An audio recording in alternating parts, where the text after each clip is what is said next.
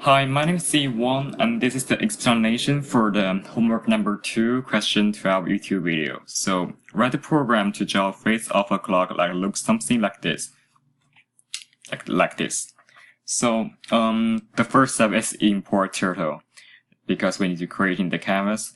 And we name the task equal turtle the pen.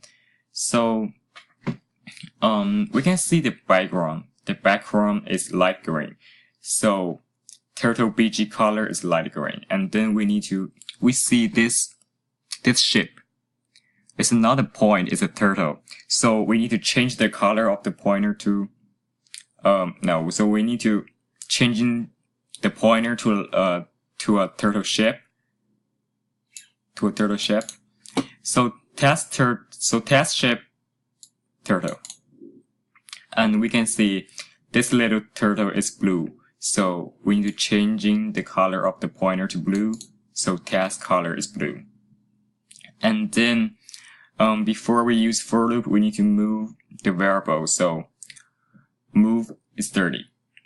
And then we use for loop. We can see there's 12 turtle except the center one. So for I in range 12, we pick up the point.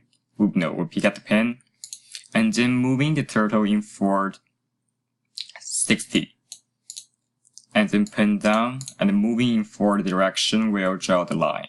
So we pick up the pen again, and then moving the turtle in forward direction, and then if we do not step the ship, these 12 ship will just disappear. So we need to test stamp. And then we need the home to make sure turtle goes back to its the original position 0, 0. So test home. And then incrementing the angle by 30 degrees. Then we can get this program. Now we run this program.